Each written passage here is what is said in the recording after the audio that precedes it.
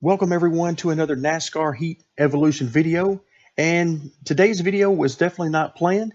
As you can see on your screen, if you are playing on PC, then you should have a Steam update available if it is not already downloaded for you. Mine was pretty hefty. It was about 1.6 gigabytes. And what you see on your screen is the update log that looks like it dropped around noon today. At least that's noon my time, which is the central time zone. And out of the 19 things listed, number 10 really caught my eye, and that is super speedway engine slash car tuning. And in parentheses, they improved the RPM engine curve at super speedways. So I was intrigued by that. I decided to give it a go and see what's changed. What about the gearing exactly has changed? And maybe I would need to update my gearing for Daytona and or Talladega. So I loaded up Talladega since that's the most recent super speedway video that I did. And if you remember from Talladega and the video I did, I was running max speed around 196 mile per hour. And that was with a 2.80 rear gear. So keep those numbers in mind as I did as I loaded up, and I decided, okay, so what is this going to do for the speed slash RPMs and gearing? So I loaded it up, and I'm going to show you a replay here in just a few moments of a couple of laps that I did at Talladega post update, and I was astonished and confused mostly because this update makes the cars go over 10 miles an hour faster around the track.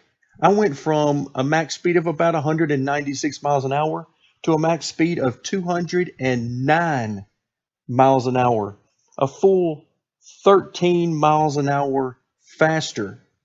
So I played around with the gearing some, as I mentioned before. And if you look at the Talladega setup video, you'll see that there's a 2.80 gear. So I played around with different gears. I went to a 3.0, a 3.33, 3.5, and so on, and just to get into the different RPM ranges and see what produced the most power and the best lap time. Well, I was able to figure out that broadly the 3.0 gear produced the best lap time. Now you might be able to fine tune some more than that, like maybe a 3.07 or something like that may get you a little bit better. But a 3.0 gear was turning around 7,500 RPMs, and I was doing 209 miles an hour on entry to the corner. I loaded up Daytona, same thing, huge speed increases, and I'm not sure why. If you guys have any idea why they would do this, let me know in the comment section. But it's almost as if they've never seen a restrictor plate race at Daytona or Talladega, because speeds alone should be nowhere near that. I mean, I get it. This is a game that it's not exactly a racing simulation, even though they have simulation setting for physics.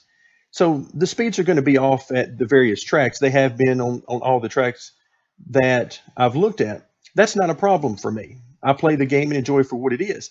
But whenever you increase the speeds from 196 to 209, that just is confusing to me. I really have no idea what's going on there. I didn't even try to draft with any of the cars because, quite frankly, I didn't want to see speeds greater than 209 because what's the point? I did see enough with the AI to know that they didn't adjust the AI. It doesn't mention in the update log that they did, but I wanted to see if maybe they sped up the AI, and they didn't. They're still a ton slower than us on the super speedways.